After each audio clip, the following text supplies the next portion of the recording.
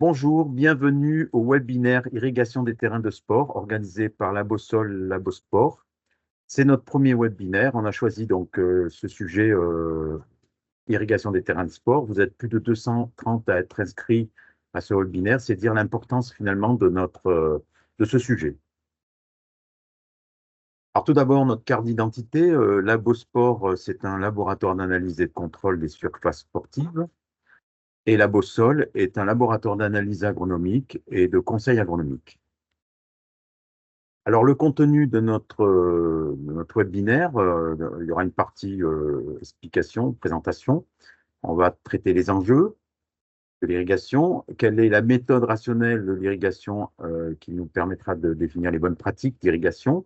Ensuite, je passerai la parole à Pierre Decap, agronome chez Labosport, qui vous présentera un diagnostic qu'on a réalisé à Salles-sur-Seine dans le 38.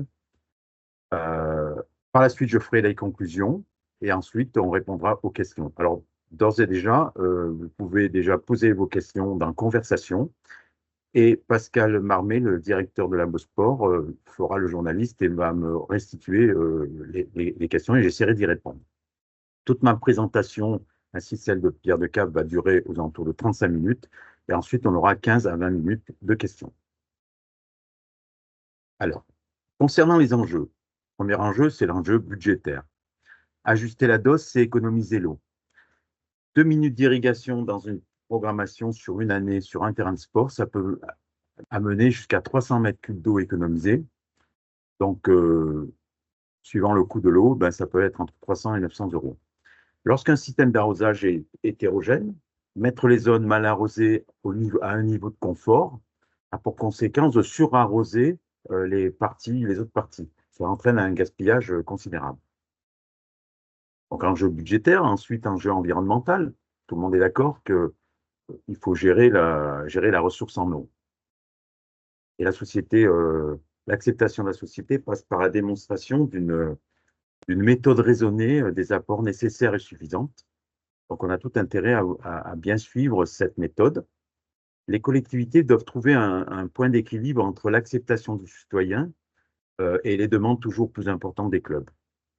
En effet, quand on est en période de restriction, imaginez le citoyen qui a un potager sur lequel on va lui dire tu n'as pas le droit de l'irriguer, et en même temps, il va pouvoir constater que le terrain de sport continue d'être arrosé. Donc là, il y a un point de négociation à réaliser. Troisième enjeu, auparavant, je vous ai mis sur cette diapo les consommations suivant les régions. Vous voyez que la région nord, on est entre 1000 et 2000 mètres cubes, alors que la région sud-est, c'est 3 fois plus. Donc, on n'a pas les mêmes pratiques dans le nord que dans le sud, c'est évidemment. Le troisième enjeu, c'est l'enjeu de l'agronomie. À la fois, l'agronomie va nous permettre de répondre à une limitation budgétaire, puisqu'on va économiser l'eau. Vous verrez plus tard comment. Et ensuite, va vous résoudre les problèmes environnementaux, parce qu'on va pouvoir réduire globalement et avoir des bonnes pratiques, mais aussi en travaillant intelligemment sur les réserves en eau, la profondeur racinaire et le végétal de façon générale, on va donc actionner la, les possibilités d'amélioration des bonnes pratiques et donc réduire la quantité d'eau en ayant un bon résultat. Le cycle d'été 2022, en fait, la sécheresse 2022 marque le point de départ d'une réflexion sur l'irrigation. C'est-à-dire que les interdictions d'irriguer ont entraîné la destruction des graminées de base, comme les raies anglais. Hein, ils sont arrivés au point de flétrissement permanent jusqu'à la mort et ont favorisé des plantes indésirables comme les taches de chien-dent, comme les trèfles, etc. Et malgré les regarnissages très précoces en fin d'été, dès fin septembre, les terrains ne laissant plus de place à la réinstallation du NVRA. Et aujourd'hui, encore, on est obligé de gérer et d'essayer de, de, de, de faire germer les régras au milieu de plein de pâtures annuelles. Donc, on est encore dans une sorte de récupération de l'inversion de flore qu'on avait eue à l'époque. Alors, les méthodes, les bonnes pratiques passent d'abord par se garantir de la juste répartition. Alors, qu'est-ce que ça veut dire la juste répartition? C'est la garantie du terrain, tout mètre carré, tout centimètre carré reçoit la même dose d'eau. Ça veut dire que on va devoir connaître et travailler sur le matériel d'irrigation. Donc, d'abord, on doit connaître les caractéristiques matérielles, la station d'irrigation, le plan des électrovannes, des asperceurs, la notion de volume en millimètres par heure ou en litres par mètre carré par heure à porter. Euh, donc, tout ça, c'est la connaissance et comment l'eau est projetée sur le sol. Ça passe aussi par la connaissance du débit, de la pression. Ensuite, une fois qu'on connaît le matériel, on va régler et entretenir ce matériel. Et enfin, pour nous aider à mieux appréhender la chose, l'irrigation, on va investir dans des OAD,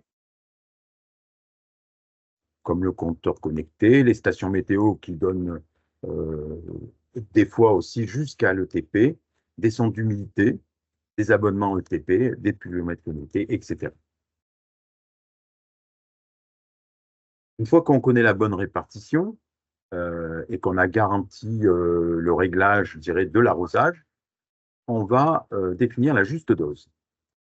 Alors, qu'est-ce que ça veut dire la juste dose? La juste dose, ça veut dire connaître la capacité de stockage en eau du sol ou la réserve facilement utilisable. Cette dose est exprimée en litres par mètre carré ou en millimètres. Et l'objectif, c'est que cette RFU soit la plus importante possible pour éviter les manques et les excès qui entraînent le gaspillage. Donc, on va définir la bonne dose, ni trop peu, ni trop. La RFU se définit par les caractéristiques du sol, texture, matière organique, par l'indice de tassement et par la profondeur racinaire. On va y venir. Alors, tout d'abord, par rapport à la connaissance du sol, on va faire une granulométrie et le taux de matière organique qu'on réalise en laboratoire. Je vous conseille de la réaliser tous les 3 ans. Sur le terrain, la granulométrie n'évolue pas forcément beaucoup, sauf si on fait beaucoup de sablage ou si on a des remontées de fines après des grosses pluies. Et le taux de matière organique, eh ben, éventuellement, il peut y avoir une évolution du feutre, une accumulation de feutre, ou alors des apports qui peuvent induire finalement un changement du taux, donc de la RFU, de la partie sol de la RFU. Une fois qu'on connaît les caractéristiques sol, on va définir ce qu'on appelle l'indice de tassement. En effet, dans la formule RFU, il y a le sol, mais il y a aussi la densité. Est-ce que le sol a une densité trop faible et donc a trop d'espace entre les différents éléments constituant la granulométrie? À ce moment-là, quand on irrigue, l'eau passe à travers, on a une perte et ça ne retient pas, l'eau n'est pas retenue, il part tout de suite au drainage. Ou est-ce que le sol est trop compressé et tellement compressé que la microporosité se réduit? Donc, on fait ce qu'on appelle le calcul de la densité en laboratoire. Mais vous, sur le terrain, avec une simple bêche, on peut percer, ouvrir le sol et voir l'indice, le côté tassement du sol transversable par la bêche. Et ben, ça veut dire que derrière, les racines vont pouvoir descendre plus facilement, mais aussi l'eau. Ensuite, la profondeur racinaire est le dernier critère et certainement un des plus importants, c'est-à-dire plus on a un système racinaire important et profond, plus on va pouvoir stocker l'eau en profondeur jusqu'au bas des racines. Alors, nous, comment on réalise? Avec une carotteuse, on récupère des carottes qui vont être lavées et après on va mesurer la longueur racinaire ainsi que la densité racinaire. Mais sur le terrain, c'est relativement facile aussi de contrôler avec une ouverture à la bêche. Et après, vous voyez sur la photo, on mesure la hauteur racinaire. Tout ça, ça va nous servir, évidemment, euh, à mixer ces éléments, ces 3 éléments, et à définir cette fameuse RFU. On peut faire aussi ce qu'on appelle le test de migration. Qu'est-ce que c'est? On va mettre 3 fois 1 mètre carré, 10 litres d'eau au mètre carré, 15 litres d'eau au mètre carré et 20 litres d'eau au mètre carré. Et au bout de 3 heures, on va voir jusqu'où l'eau a migré. Hein.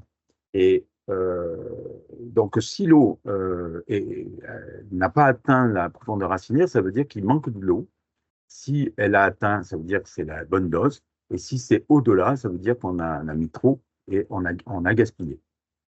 Donc, vous voyez qu'ici, la profondeur racinaire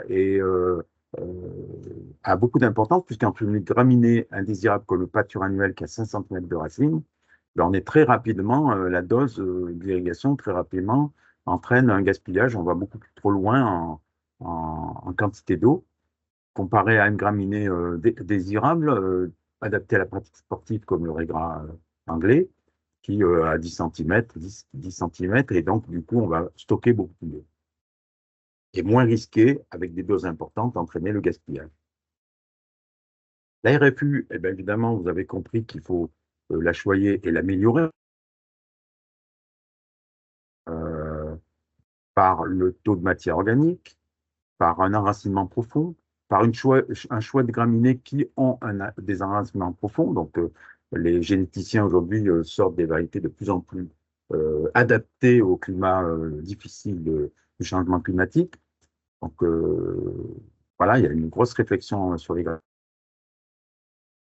Bon équilibre de la texture et réaliser un travail mécanique, ni trop, ni pas assez. Hein, voilà. Évidemment, on peut aussi utiliser des produits de type biostimulation pour pouvoir améliorer le système racinaire, notamment. Là, vous voyez que cet exemple, ben, l'utilisation d'agrosile a entraîné, donc l'agrosile contient du phosphore, et a entraîné donc une stimulation racinaire et un doublement de la profondeur racinaire, ce qui finalement a doublé la RFU, le stockage en eau du sol. Alors, on peut avoir un accident technique sur le terrain, c'est lorsqu'on a du feutre. Le feutre pose problème pour l'irrigation, tout simplement parce que le feutre, c'est l'accumulation des déchets végétaux en surface, tout simplement parce que ce feutre va retenir beaucoup d'eau. Là, vous avez sur ce tableau un exemple, si on a par exemple au collet 1 cm de feutre, ça veut dire que ce 1 cm, ça représente sur 8 mètres carrés 80 mètres cubes. Sachant qu'il retient beaucoup d'eau, c'est-à-dire un litre de feutre retient 0,8 litres d'eau, et ben ça fait 64 mètres cubes retenus en surface. Ça veut dire que à chaque fois que vous irriguez, la première eau qui est tombée, c'est-à-dire 50% de votre irrigation quasiment, va ne servir qu'à charger l'éponge que constitue le feutre. Et ensuite, le reste commencera à descendre en profondeur. Donc, ça entraîne finalement ce qu'on appelle une nappe de surface, c'est-à-dire beaucoup d'eau en surface, favorable à une remontée racinaire ou au pâturin annuel, et aussi aux maladies fongiques. Et puis, évidemment, l'été, quand on a des fortes déshydratations, qu'est-ce qui se passe? Ben, ce feutre crée des zones hydrophobes, et là, il faut utiliser des mouillants, c'est-à-dire des zones sèches. Une fois qu'on connaît la juste dose, donc la RFU, il nous faut la juste fréquence, c'est-à-dire tous les combien on va revenir pour irriguer. Alors, on a des programmateurs pour ça, mais vous avez bien compris qu'il faut un raisonnement et que la simple programmation ne suffit pas. Il faut raisonner. Alors, on raisonne comment? On raisonne par la connaissance de l'ETP, évapotranspiration, c'est-à-dire qu'est-ce que c'est que l'évapotranspiration? C'est l'évaporation du sol lorsqu'il n'y a pas de végétaux et la transpiration des végétaux lorsqu'elles sont présentes. Cette ETP est donnée par Météo France, mais il y a aussi des ETP qui sont calculés à partir de stations météo. Après, on peut utiliser des sondes d'humidité et puis on peut réaliser des observations de terrain. Là, vous avez sur cet exemple les besoins en eau des terrains, donc en litres par mètre carré ou en millimètres par région, par bassin de ville et par mois. Donc on voit que entre le nord et le sud, ben, on a du simple au double. Et ben, les plus grosses consommations, c'est juin et juillet. Juin parce que les jours sont longs il y a le rayonnement est très intense, et juillet, ben, parce que les températures sont là. Donc après, le calcul des doses d'irrigation, il y a le calcul agronomique classique. La fréquence, en fait, c'est la RFU divisée par le TP, c'est-à-dire que vous avez en vert la courbe cumulée des ETP, et du coup, lorsqu'on atteint le point, donc la ligne rouge qui correspond à une RFU vide, et ben on déclenche l'irrigation. Le déclenchement de l'irrigation fait que la RFU se remplit comme un réservoir et on recommence sa déshydratation. Évidemment, quand on a des pluies, ben, ça se déduit comme si c'était irrigué. Donc, on intègre tous les éléments, à la fois ETP et pluie. On peut aussi utiliser des sondes d'humidité, donc ça se développe beaucoup aujourd'hui. Elles sont connectées, donc c'est facile de voir ça sur les ordinateurs. Et là, vous voyez la courbe de déshydratation à 5 cm, 15, 25, 35, 45. Et on voit cette déshydratation qui peut après entraîner un déclenchement de l'irrigation. Il existe des sondes capacitive ou tensiométriques. Alors, une fois qu'on a la bonne fréquence, eh ben, il faut éviter, ça ne veut pas dire qu'on va tout mixer puis démarrer. Il va falloir être agronome, surveiller notre terrain, observer. Et je vous ai mis une liste pour éviter les incidents d'irrigation. Alors, il nous faut des outils. Il en existe de nombreux. Les pluviomètres, tout simple, pour pouvoir voir le système d'arrosage s'il fonctionne bien ou pas. La gouge minérale, qui est une toute petite tarière, qui permettent de voir où l'eau est descendue. La bêche, évidemment, j'en ai parlé plusieurs fois. Le sol doit être ouvert pour pouvoir être observé. Le compteur connecté, qui va nous permettre de connaître les consommations à la fois générales et par électroval. Les stations météo, les sondes, un abonnement ETP, etc. Alors, moi, ce que je vous conseille, c'est qu'il faut faire à la fois un contrôle continu, c'est-à-dire un clair très régulier, surveiller le terrain et non pas l'oublier. Ensuite, un contrôle périodique, ça peut être tous les 15 jours. Quand on a une période de canicule, et bien avoir une surveillance accrue, faire un contrôle annuel avant le démarrage de la saison, et puis contrôler tous les 3 ans parce qu'il y a des évolutions à la fois du sol et du matériel. Alors, éviter les incidents d'irrigation, c'est donc le contrôle continu. On enregistre la pluie, on contrôle l'irrigation avec des pluviomètres de temps en temps pour vérifier, pour se rassurer. Il y a le test de la marche sur le gazon, c'est-à-dire que, imaginez à 14 heures, vous marchez sur votre gazon, et quand vous marchez, le brin, vous regardez là où ça a marché, le brin de gazon ne se redresse pas tout de suite. Ça veut dire qu'il est en turgescence faible, c'est que le gazon a soif. Donc, à ce moment-là, on prend la bêche, on ouvre et on constate le taux d'étiration du gazon et on lance une irrigation, non pas à 14 heures parce que c'est une mauvaise pratique d'irrigation, mais le soir ou la nuit.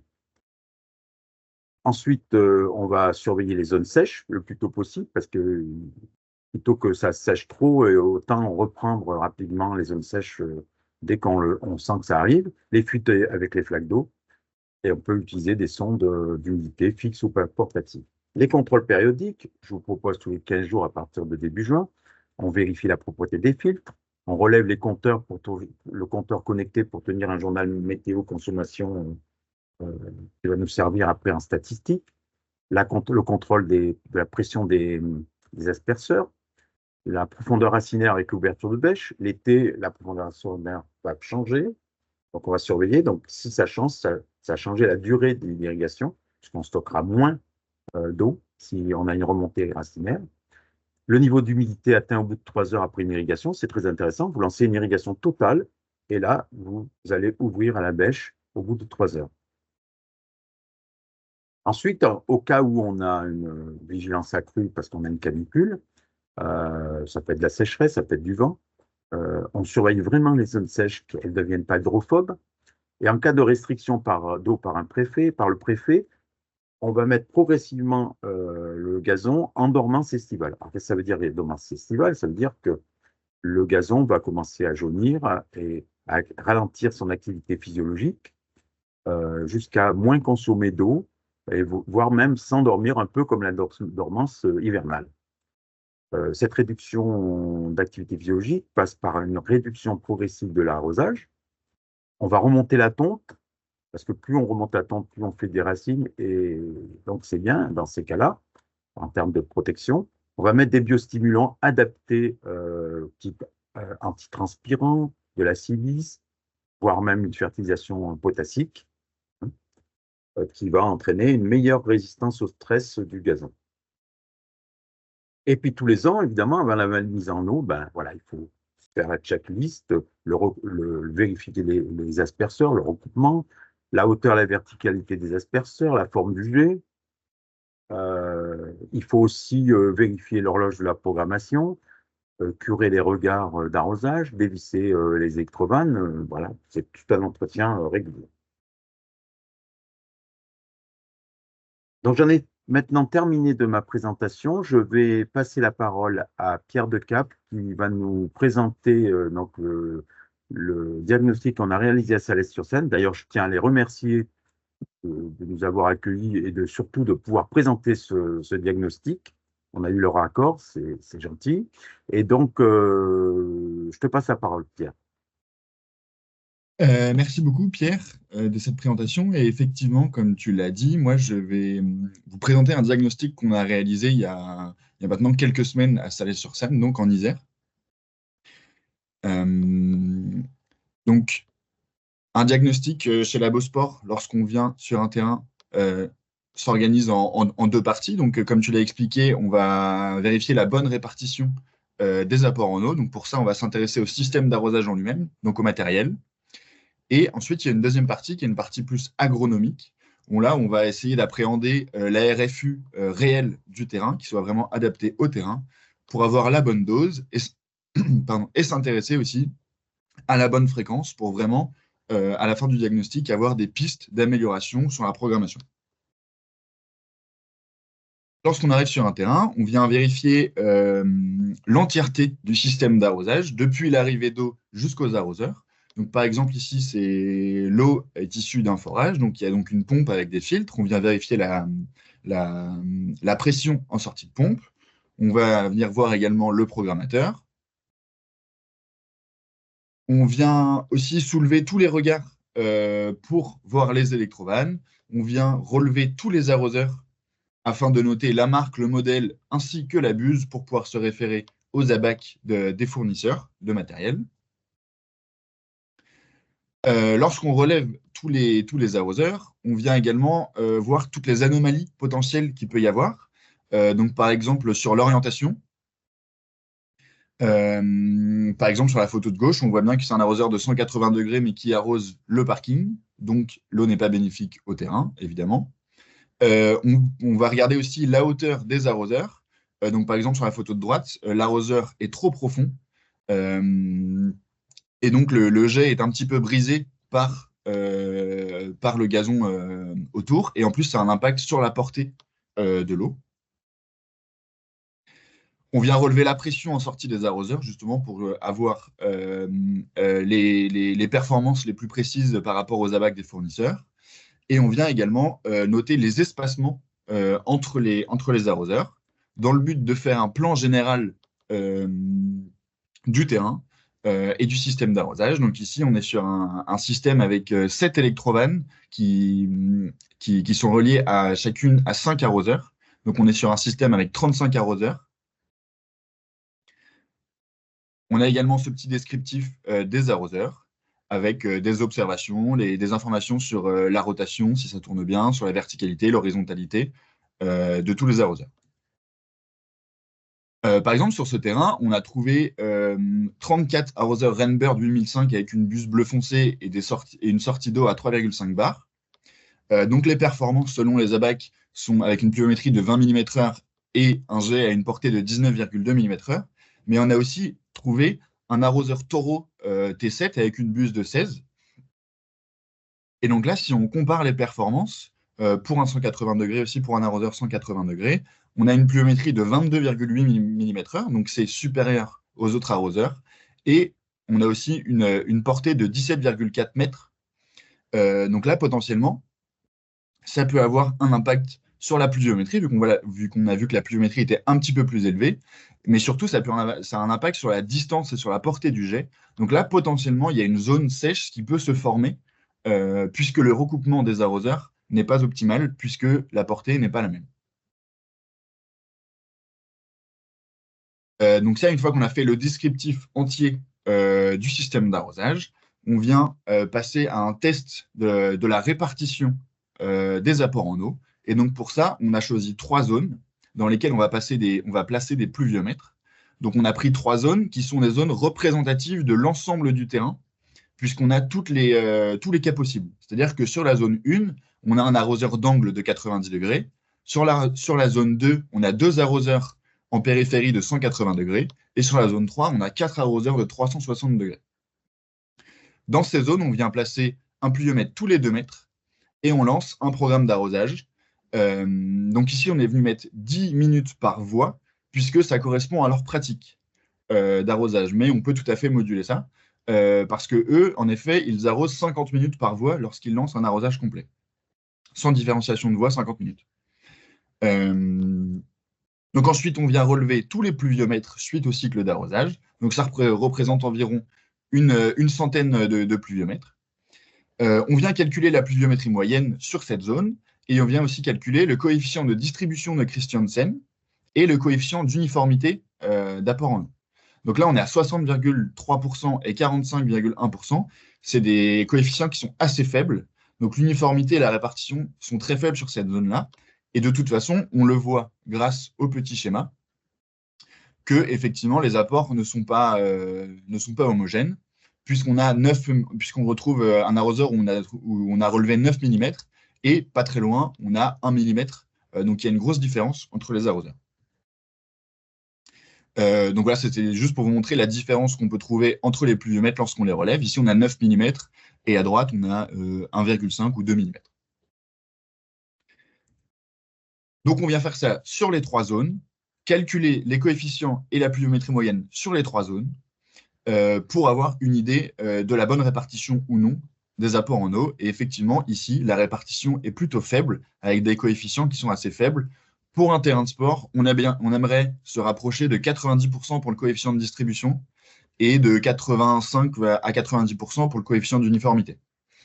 Ce qui est aussi assez intéressant, c'est que sur la zone numéro 3, où on a les 4 arroseurs de 360 degrés, on s'attendrait à avoir une répartition assez élevée, puisqu'on a 4 fois le même arroseur, mais ce n'est pas forcément le cas. Et c'est probablement dû au fait que les arroseurs sont plus ou moins enfoncés dans le sol, et que du coup, les portées sont modifiées. Peut-être qu'il y a un obstacle au niveau des jets, et que les jets sont brisés. On voit aussi que la pluviométrie moyenne pour le même temps est très différente. Donc sur la zone 3, on a 1,8 et 3,72 sur la zone 1, donc il y a un facteur 2. Donc c'est-à-dire que eux, lorsqu'ils lancent un arrosage, il y a des zones qui sont un petit peu plus que 2 fois plus arrosées que d'autres sur le terrain. On vient également faire une analyse de l'eau en laboratoire. Donc ici, l'eau est plutôt adaptée à l'irrigation du gazon, mais lorsqu'on fait une analyse d'eau, on vient vérifier la dureté de l'eau, la minéralité, s'il y a des nitrates, la salinité ainsi que le pH, puisque ça peut avoir des impacts assez importants d'arroser avec une eau qui n'est pas adaptée pour le gazon. Donc ici, il n'y a pas de souci, l'eau est plutôt adaptée. Donc en conclusion, juste sur la partie matérielle, on peut dire que les arroseurs sont trop profonds, qu'il y a un impact sur la portée et sur les jets qui sont parfois brisés. On n'a également pas de différenciation entre les différents secteurs d'arrosage. Donc, on n'aura pas des apports qui soient homogènes et de manière optimale. On a un arroseur qui est différent avec un arroseur T7. Et on a une mauvaise répartition en eau suite à nos tests avec les pluviomètres. Donc ça, c'était pour la partie matérielle. Maintenant, on fait aussi une partie plus agronomique. Donc là, l'idée, c'est d'appréhender le sol, le comportement de l'eau dans le sol et le comportement du végétal, dans le but de définir la juste dose et la juste fréquence d'arrosage qui soit vraiment adaptée à ce terrain. Donc là, on va essayer de calculer la RFU, donc la réserve en eau facilement utilisable réelle du sol. Donc, je vais vous le présenter juste après. Sur le terrain, on fait un petit diagnostic floristique. Donc là, sur ce terrain, on a une majorité de regrets anglais, avec tout de même une présence de pâture annuelle qu'on a jugée à environ 30%. On a également du chien-dent et quelques plantes indésirables. Donc ça nous donne une première information sur le développement racinaire qu'il peut y avoir. En effet, s'il y a une majorité de pâture annuelle, on sait que les racines vont rester seulement en surface, alors que le regret anglais, lui, va pouvoir aller plus en profondeur. Pierre, tout à l'heure, nous a parlé de l'impact d'une couche de feutre qu'il peut y avoir sur le terrain, notamment par rapport à l'irrigation. Donc ici, sur ce terrain, on n'a pas observé de feutre. Donc ça, c'est plutôt une bonne chose également. On vient faire des sondages à la terrière. Donc ici, on voit deux horizons, un horizon H1 et un horizon H2, qu'on va venir prélever pour faire des analyses en laboratoire. On différencie bien ces horizons dans le but d'avoir des données les plus représentatives du sol, plutôt qu'à avoir fait une moyenne sur l'ensemble du sondage. Là, on vient bien différencier ces horizons-là. On vient également mesurer la profondeur racinaire. Donc là, nous, on emporte des carottes en laboratoire qu'on va venir laver, puisque ça nous donne une meilleure idée de la densité racinaire, ainsi que la profondeur racinaire. Mais c'est tout à fait quelque chose qu'on peut faire sur le terrain, pas forcément besoin d'emmener des carottes au laboratoire, on peut juste ouvrir le sol et voir la profondeur racinaire. Donc là, on a 8,5 cm de racine, ce qui est plutôt intéressant. Donc Pierre nous a parlé aussi tout à l'heure de l'indice de tassement qu'on va venir aussi calculer sur ce terrain-là. Donc en 5 points, on va venir calculer la densité. On prend des points, notamment le point numéro 2, qui est dans la surface de réparation proche du but, qui est une zone très sollicitée. Donc potentiellement, le tassement est un petit peu plus élevé. Donc c'est pour ça qu'on vient choisir ce point-là spécifiquement. Et donc là, on vient calculer la densité. Donc pour ça, on pèse une carotte sur site, puis ensuite on ramène des échantillons qu'on va venir déshydrater et peser en laboratoire. Et donc ça nous donne la densité du sol. Donc tout à l'heure, Pierre nous a parlé du fait que la densité doit être entre deux valeurs optimales, entre 1,3 et 1,5. Là, on est dans ces clous-là, donc c'est plutôt une bonne chose. La densité est plutôt optimale, donc on a un sol qui va pouvoir retenir un petit peu d'eau. Et avec les prélèvements qu'on a fait tout à l'heure, on vient faire les analyses de sol, donc là sur les deux échantillons, et on va obtenir la RFU théorique. Donc après les analyses de sol, elle est calculée avec une densité de 1,5 par défaut et sur 10 cm. Donc là, on vient abonder ce chiffre de RFU théorique grâce à l'indice de sol qu'on a calculé précédemment, donc l'indice de sol du terrain, et la profondeur qu'on a observée sur le terrain. Donc là, typiquement, on a une RFU réelle pour ce terrain-ci de 8,2 litres par mètre carré, ou 8,2 mm. C'est la même chose. Et donc, grâce à cette donnée de RFU, on va pouvoir calculer la bonne dose d'arrosage. Donc là, on propose d'avoir une dose d'arrosage de 9 mm, puisqu'en effet, lors d'une irrigation, toute l'eau ne va pas se retrouver dans le sol. Il y a de l'eau qui va rester sur les feuilles du gazon et qui va ensuite être évaporée. Donc, dans le but de remplir la réserve entièrement, c'est pour ça qu'on majore un petit peu cette valeur. Selon les abacs de Rainbird, à pression donnée, on sait que pour apporter 9 mm, il faut faire tourner les arroseurs de 180 degrés pendant 26 minutes. Et donc, c'est grâce à ça, on va pouvoir faire des préconisations sur le programme d'arrosage. Une première chose qu'on peut dire, c'est que les cycles d'arrosage peuvent être divisés par 2 sur les voies les plus extérieures, les voies 1 et 7, puisqu'elles ne comportent que des arroseurs de 90 degrés et 180 degrés. Et donc, rien qu'en faisant ça, ça peut engendrer une économie de 10 mètres cubes d'eau par cycle d'arrosage.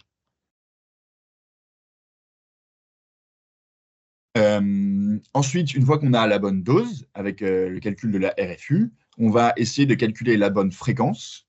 Et donc, à Salles-sur-Sanne, ils ont un abonnement ETP. Donc, c'est pour ça qu'on va prendre cet exemple-là.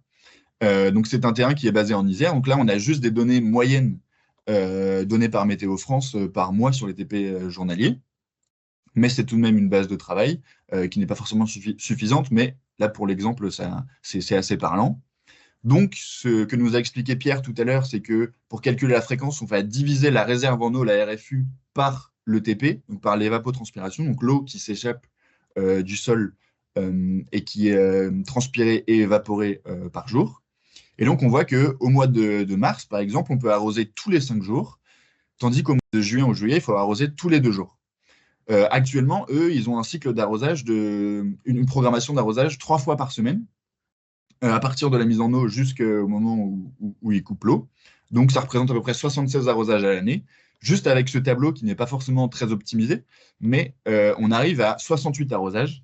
Donc, potentiellement, en passant de 76 à 68 arrosages, on a une économie de 800 mètres cubes d'eau à l'année, avec leur programmation actuelle de 50 minutes par mois. Donc, pour conclure, à propos de la bonne répartition donc, du matériel, voici quelques pistes d'amélioration qu'on peut leur donner. Donc, une maintenance et un entretien des arroseurs, notamment pour les remettre à bon niveau. Donc ça, c'est à court terme, donc c'est des choses qu'ils peuvent faire assez rapidement. Diviser par 2 les cycles d'arrosage sur les voies les plus extérieures pour apporter moins d'eau, et surtout pour apporter la bonne dose et ne pas créer un surarrosage. Potentiellement, on peut aussi changer les bus des arroseurs 90 degrés et 180 degrés. Attention tout de même à ne pas changer la portée des arroseurs, puisque changer les bus, on va modifier la portée des arroseurs. Donc ici, une proposition, ça pourrait être, là ils ont des bus bleus foncés, les bus 18, de passer au bus 16 sur les 90 degrés et 180 degrés, puisque la portée, on passe de 19,2 mètres à 18,7, donc elle n'est pas impactée de manière très forte, mais par contre, on gagne 1 mm/heure en pluviométrie, donc ça peut être intéressant pour faire des petites économies en eau, mais effectivement, là, il faut faire très attention à ne pas changer les bus un petit peu n'importe comment. Et à long terme, ce qu'on peut leur proposer, c'est d'ajouter des électrovannes pour potentiellement différencier les secteurs. Donc là, le but, c'est vraiment d'améliorer la répartition des apports en eau. Et sur la bonne dose et la bonne fréquence, comme l'a expliqué Pierre, tout est dans la RFU, donc la dose qu'on apporte. Donc si on veut toujours augmenter la RFU, là, ce que nous a expliqué Pierre, c'est qu'on va augmenter la profondeur racinaire, puisque ça va augmenter le volume de prospection des racines pour aller chercher de l'eau. On peut aussi tenter d'augmenter le taux de matière organique. Alors en profondeur, parce qu'en surface, ils ont déjà 4,3% de matière organique, ce qui est assez élevé. Donc on ne veut pas un terrain qui soit non plus trop gras en hiver. Donc attention tout de même au taux de matière organique, ne pas non plus se créer de nouveaux problèmes. Ils peuvent aussi s'appuyer sur de nouveaux outils d'aide à la décision. Donc pourquoi pas investir dans des sondes d'humidité ou des sondes tensiométriques. Par contre, effectivement, cela implique de pouvoir changer la programmation plus régulièrement, donc se rendre sur le terrain et de changer face au programmateur la programmation. Et il y a aussi un petit volet formation, pourquoi pas, pour les jardiniers. Donc juste pour finir, voici un petit calcul qu'on a fait. Donc si en diminuant juste par moitié le temps d'arrosage sur les voies les plus extérieures, ça engendre une économie de 13 mètres cubes d'eau par cycle. Et en enlevant certains arrosages qui ne sont pas forcément nécessaires, au total, on peut arriver à une économie de 1684 mètres cubes d'eau. Voilà, donc ça, c'est des calculs qui sont faits un petit peu plus théoriquement, mais qu'on développe un petit peu plus aussi avec le client pour trouver la bonne gestion. Je repasse la parole à Pierre Roussel. Merci. Voilà, merci Pierre pour cette présentation. Donc maintenant, je vais conclure. Le diagnostic agronomique complet de l'irrigation qui est réalisé là à Salles-sur-Seine et que l'on fait régulièrement à la Beausport entraîne un déplacement, d'abord se réalise tous les 2-3 ans, entraîne un déplacement du technicien à la Beausport sur une journée avec au préalable une enquête sur les pratiques existantes d'irrigation. On réalise un diagnostic complet, matériel d'arrosage, dose, fréquence. On va donner des conseils à la fois conjoncturels, c'est-à-dire un ajustement d'irrigation que peut faire la ville directement, ou alors même des pistes structurelles d'investissement. Une fois qu'on a fait le rapport, on va réaliser une réunion en visioconférence avec la ville et l'agronome de la Beausport pour la restitution du rapport complet. Là-dessus, on va beaucoup insister sur les bonnes pratiques de l'irrigation et les solutions à venir. Alors, pour finir, j'ai mis sur cette diapo les quelques bonnes pratiques de l'irrigation. Bon, j'en ai compté 10. mais il y en a certainement d'autres. Un, le matériel d'arrosage avec une parfaite répartition, avoir des EOAD de gestion, connaître la RFU et son évolution, bien se caler sur la météo, donc avoir une bonne connaissance de la météo, une surveillance et un contrôle régulier du végétal, du matériel, du sol pour éviter les accidents, maintenir une flore stable sans se laisser envahir par le pâture annuel ou autre herbe indésirable pour avoir un enracinement profond et surtout homogène, maintenir un couvert végétal dense et constant pour éviter l'évaporation et limiter le feutre, réduire la compacité du sol et préparer le végétal dès le printemps à un léger inconfort hydrique pour favoriser un enracinement profond au détriment du pâture annuel. Ce n'est pas début juin qu'on va décider de faire un enracinement profond, ça vient de bien plus loin et c'est grâce à l'agronomie qu'on y arrive. Et pour finir, éviter les irrigations en journée ou par courant de forêt. Donc, on a terminé cette présentation, on vous remercie. Et là, on va répondre aux questions. Donc, je vais donner la parole à notre journaliste, Pascal Marmé, pour me poser les questions. Je vais essayer d'y répondre. Oui, donc juste deux petites remarques d'ordre général. Donc, il y a eu plusieurs questions sur le fait d'avoir le support et puis d'avoir le replay de la séance d'aujourd'hui. Donc, effectivement, la séance sera disponible en replay, donc vous pourrez vous connecter pour le revoir. Et également, il y aura un support qui sera envoyé aux différents participants pour avoir un peu un résumé de l'ensemble de la séance d'aujourd'hui pour que vous ayez un suivi avec toutes les coordonnées également de nos deux intervenants du jour. Alors, excuse-moi, Vas-y, ce sera un petit document qui sera envoyé à la fin, mais ça ne sera pas le document complet. Ceux qui veulent le document complet me contactent ou nous contactent et on leur transmettra à ce moment-là. Donc voilà, donc ça c'était d'ordre général. Après sur les différentes questions, donc il y a eu, je vais commencer par celle-ci parce que c'est celle qui a eu le plus d'intervention et d'échanges à ce sujet-là sur l'intérêt de l'irrigation nocturne par rapport à une irrigation le matin versus une irrigation le matin en été par rapport aux problématiques de développement de maladies et versus avantages et inconvénients par rapport à la température. Voilà, donc c'était une première série de questions autour de ça. Alors, je répondrai que au petit matin, c'est-à-dire l'irrigation au petit matin, c'est toujours mieux. Mais après, les durées de cycle, parce qu'on a de nombreuses électrovanes, ça dure très longtemps, c'est toujours mieux même que la nuit. Après, il y a un problème de tour d'eau. Des fois, ça peut être avec des agriculteurs, donc on n'a pas forcément l'accès à l'eau tout le temps en permanence. Donc, quelquefois, c'est la nuit. Et puis vis-à-vis des citoyens, des passants, etc., faire la nuit, c'est mieux parce que c'est moins visible. Euh, mais en tout cas, quand je dis qu'au petit matin, c'est bien, c'est-à-dire, c'est vraiment à partir de 4 heures, 5 heures du matin, pour que dès que le jour se lève, ce soit terminé. Après, ce qui est important, c'est que, effectivement, c'est que ça sèche assez rapidement au matin pour éviter qu'il y ait une trop grosse durée d'humectation du feuillage. Et donc, tout ça, évidemment, en fonction de la prévision météo du lendemain, on va décider aussi des durées pour éviter qu'il y ait trop d'humidité permanente.